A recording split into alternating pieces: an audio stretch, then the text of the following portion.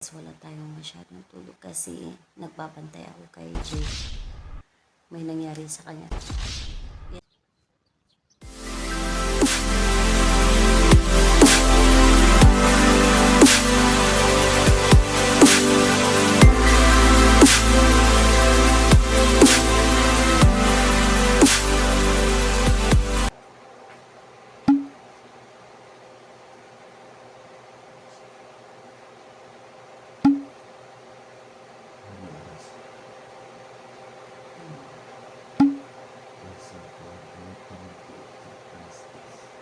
Pagising ko,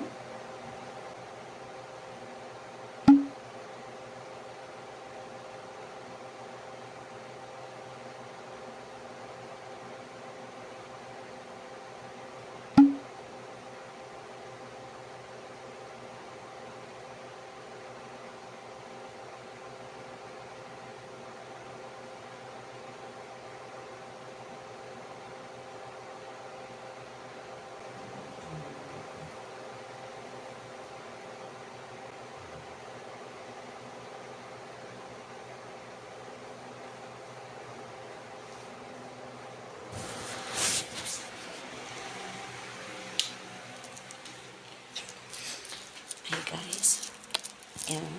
Good morning sa inyo lahat. Hello guys, welcome back to our vlog, to our channel. Good morning. Time check, it's 10 minutes for to be 5 in the morning. And today, it's Saturday. As you can see guys, wala tayong masyadong tulog kasi nagbabantay ako kay Jay. May nangyari sa kanya kahapon. But yesterday, na-feel ko na yun ba. Kasi Friday the 13th, back time when I'm working in Lebanon guys, malapit, muntik kami madisgrasya ng amo ko kasi dahil sa ganyan ba. Pero hindi namin inisip yun kasi hindi ko pa alam. And then nung mga pag Friday 13, hindi na talaga kami noon lumabas kasi as in yung munti ka na madisgrasya kami guys. Kahapon, it's a Friday 13, I'm not feeling well sa mga hapon na. Wala talaga ako sa kasi medyo kaba, yung ganun yung mga na feel ko. Then nung time na yun, sinabihan ko sa ate na pag dumating yung bigas, ipapasok na lang sa loob pa. Kasi gusto kong humiga ako guys. Kasi iba talaga yung naramdaman ko. Yun, wala pa akong alam na ganito na si Jake guys. Malapit na yung 6 o'clock ng gabi. Nag-message na siya na pakuha na daw siya ba ni ate. Pasundo na daw siya.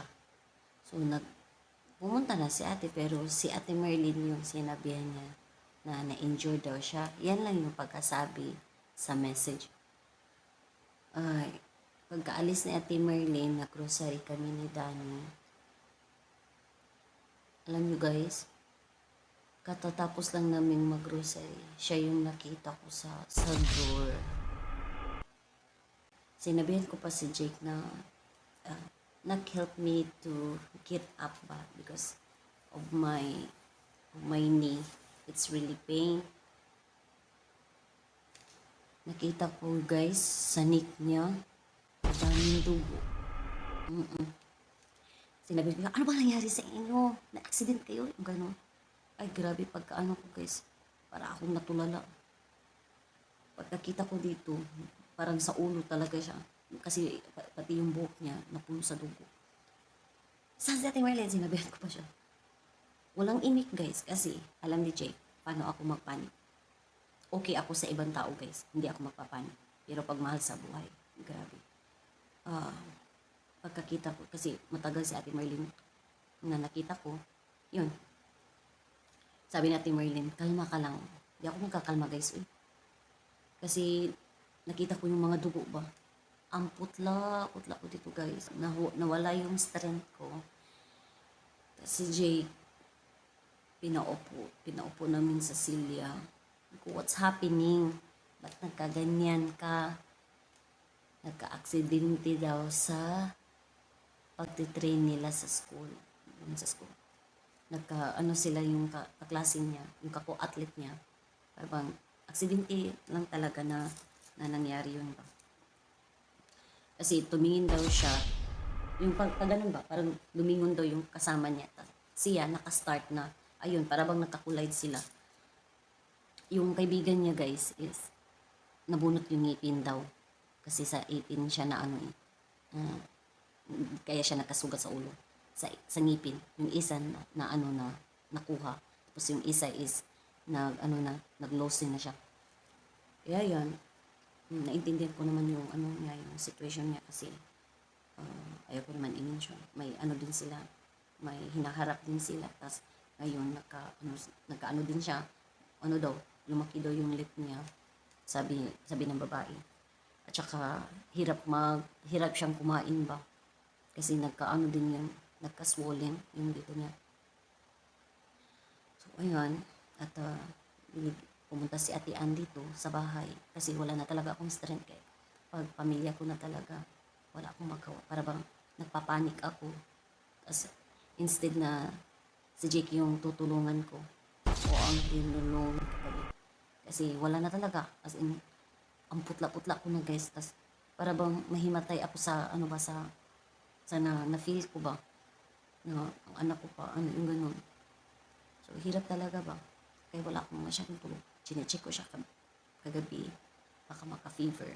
Kaya yun, dinadresingan ni Ate Ann. Andyan din ako, andyan din si Ate Marlene. Tapos, ang hubby ni Ate Ann, andito din. Yung inaano pa ng guys, pinainom na, after namin na inasikaso yung sugat niya, pinainom namin siya ng amoxicillin. Tapos, bibili pa ako mamaya, Finami. At, siya ng himag din. So yun, pero tinatanong ko siya if may yung sa Bisaya pa bang hunggol siya. Yung kirot, kung may kirot pa yung niya, yung sugat niya, hindi naman daw. Tapos kung nagka-fever ba siya. Wala naman, salamat sa Diyos. Ayun, ito lang yung masasabi ko pag anak ko at si Happy, yung magkaganon. Even to my family. Magpapanik talaga ako guys. Hindi ko siya makontrol. Kasi some people really don't understand why you can control your emotion ba. Nagdidepende naman yan sa guys, yung naranasan mo. When I was a little girl, madami na ako nakikita mga away, yung hindi naman talaga maiwasan noon na mag-aaway yung mag-asawa. Nakita ko yun sa mama at sa papa ko. Until lumaki ako ng lumaki, yung mga kapatid ko, laging mag-aaway. Suntok dyan, suntok dito, yung ganun.